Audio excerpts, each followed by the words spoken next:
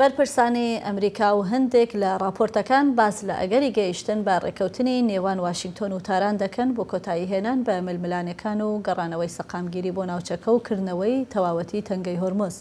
دانەڵد ترامپ باسی لە پێشکەوتنی دانوستانەکان و ئەگەریکردنەوەی تەواوی تەنگەی هۆرمۆز کردووە، بەڵام ئەم ڕێکەوتنە تا چەند نزیکە لە واقع و ئاستەنگەکانی بەردەمی چین. لەگەڵ دکتۆر رامین مەفاخری مامۆستای زانکۆ لە بریتانیا قسە دەکەین لەسەر ئەم پرسە. سڵاو ڕێزەم کاک رامین، بە لە بەرچاوگرتنی لێدوانی بەرپرسانی ئەمریکا و ئاماژەکانی ئێستاش ئەگەری گەیشتن بەم ڕێکەوتنە چۆن هەڵدەسەنگێنن ئێوە؟ سەرەتا ڕێزستان هەیە لە بینەرا و بیسترانی بەنامەکەتانە.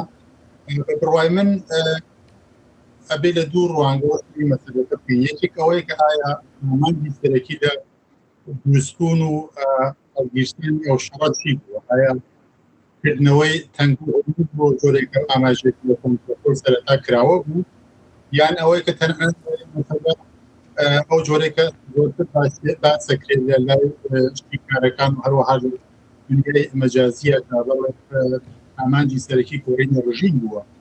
بڕوای من نەک ئامانج ڕاهاتکردنەوەی گەرۆی هۆرمۆز یا دروستبوونی تەواوکردنەوەی ئەو تەنگەیە کە خۆی کراوە بوو سەرەتا، نەک پلانی کۆڕینی ڕژیم.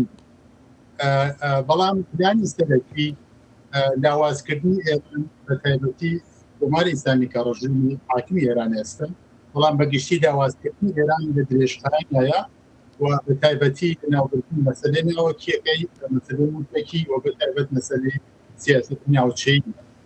ئەمە لەم چوارچێوە ئێمە توانین باسی ئەم شەڕە بکەینەوە. ئەگەر لەم چوارچێوە سەری بکەین سێ ئامانجی سەرەکی شەڕەکە من وازانی ناوخۆی ئێرانە یەکی ناوچەیە هەیە و یەکی داهەستی نێودەوڵەتیە هەیە. ناوچەی ناوخۆی ئێرانە ئەگەر باسی بکەین، ئامانجی سەرەکی لەم شەڕە لەواقع داوازکردنی ئێران لە چوارچێوەی ئستراتیژی ناوچەی ئیسرائیل ئێنجا سیاسەتی نێودەوڵەتی ئەمریکایە. بۆیە ئەگەر سەیری ئێستا وەزیران بکەین، زۆر لاوازترە لە پێش شەڕەکە کۆماری ئیسلامی شەڕێتی نەبوو. ئێستا ناڕەزایەتی خەڵکی زۆرتری هەڵداوە، لەباری ئابووریەوە بەڕاستی زەختی زۆری لەسرە گەمارە دراوە، زۆرە کراوە، یعنی لە خەڵکیە ئێستا ئەسینەوەڵەتیە لە ناوخۆی ڕژیمەکە شەڕی گەورە کەوتووە نێوان حاکمیەت بەشی ڕێبەرانی چه نظامی چه سیاسی نەماوە. بازم لەبارەدۆخێکی زۆر خراپدایە. باشە، بەڵێ فەرموون بەردەوام بن لە ئاستی ناوچەیە. ئاستی ناوچەیە بە بڕوای من داوازبوونی ئێران بووە هۆی گۆڕینی باڵانسی هێزە نەوەستەکە. ئێستا زیاتر باڵانسی هێز بەرەو لە ئیسرائیل گەڕێتەوە و تورکیە بێتە لەواقع جێگیری ئێران لە ناوچەکە. ئەگەر سیرکەین دوو نمونە بۆتان دێنمەوەکە لەواقع بیسەرمێنێ قسەیە تەواوی ئەمڕۆی مەکەیە لە نێوان عەرەبستان، پاکستان و تورکیە. بەڵام پێشتر ئەو هەبوو لە نێوان عەرەبستان و پاکستاندا، بەڵام تورکیە هاتن ئەو تاوەوە نیشان بە ئێران نەبوو یا لە تورکی هەڕەشتە ئێران نەبوو نییە. ئەوەیە هاتووی داگیرکردنی شەڕەکە لە ناو خاکی تورکیە تەنانەت پاکستان ئەوەیە کە ئەم جۆرە دروست بووە لە کاک دکتۆر. هەر ئەمڕۆژ بۆ پشتڕاستکردنەوەی قسەکانی بەڕێزت لە بەردەوامی قسەکانی بەڕێستانە، هەر ئەمڕۆژ وەزیری جەنگی ئەمریکا پێتێکسێت بابەتێکی بەناونیشانی ئەوەی کە ترامپ جەنگی ئێرانی بردووەتەوە بڵاو کردبووە لەسەر پلاتفۆرمی خۆی. بابەتەکە هەروەها باسی لە گۆڕانی هاوسەنگی هێز لە ڕۆژهەڵاتی ناوەڕاست کردبوو. بەڕای ئێوە گرنگترین بەڵگەت چییە کە پشتگیری لە ئەم قسانەی ئەو شیکەرەوە دەکات کە وەزیری جەنگی ئەمریکا قسەکانی بڵاو کردبووە؟ بە بڕوای من بۆ مخولێت بردنەوە یا براوەی شڕاتی نابێت لە کورتایە فێری مەسەلەت بکەیت.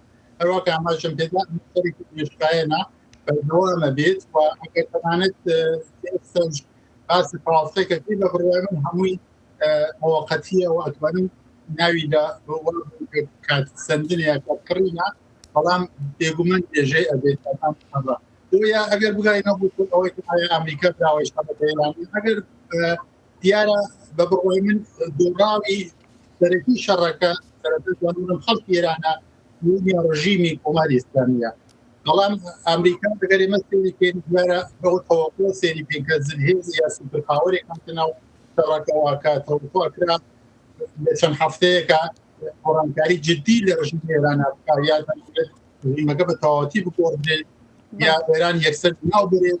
ئەگەر وان سێری مەزبوط بکەین بەڵێ ئەوە ئەتوانین بڵین ئەمریکا شت تێناوە، بەڵام بیسە نەگەڕێمی بۆمەسەلەیە ئایا ئامانجی سەرەکی شەڕەکە ڕژیمی گۆڕینی ڕژیم دەتارا نبووە بە بڕوای من نەخێر. ئادام وانە دەێنەوەزانی هۆکاری سەرەکی شەڕەکە چی بووە کە بەشی تێگەڕێتەوە بۆ بەشەوەندیەکانی ئیسرائیل لە ناوچەکە بۆ بەشی تێگەڕێتەوە بۆ کێبڕکی و ڕقابەتی نێوان دوو زلهێزی جیهانی چین و ئەمریکایە کە ئێستا حزوری ئەمریکا لە خەلیجە خۆی ئەبێتە هۆی زەخت و فشار لەسەر چینە ئەگەر زۆر بە کورتی وەڵامیان پرسیاران بیتەوە کە ڕۆڵی سەربازی ئەمریکا و فشارە دیپلۆماسیەکانی چەندە سەرکەوتوو بووە لەوەی کە کۆماری ئیسلامی هەڵسو کەوتەکانی خۆی بگۆڕێت. بە بڕوای من هەروەکدا ئەمە پرۆژەیەکی درێژخایە نابێت لە پورتانە سێری بکەین، بەڵام بە سێستە بە گەمارودانی زیاتری ئێران فشاری زیاتی لەسەرە ئەیبینین کە لە داهاتوە ئێران بەڕاستی شوە بە بڕوای من بۆ شەڕە بەردەوامە بێ نابووە بێ ئەسڵ جوابێکی لەواقع زوو بکەینەوە بۆ بۆ پرسیارە، بەڵام بێگومان بڕوای من ئێستا سەرکەوتوو بووە لە تەستن و لەواقع لاوازکردنی کۆماری ئیسلامیە و بێگومان لە داهاتوە ئەگەر ئاوا بەردەوام بوو بە بڕوای من کارەساتێکی گەورەتر لە ناوخۆی ئێران ئاخۆکرێت. بەڵێ دکتۆر ڕامین مەفاخری مامۆستای پەیوەندی نێودەوڵەتیەکان لە زانکۆی بریتانیا، سپاس بۆ بەشداری لەم گفتوگۆیەدا.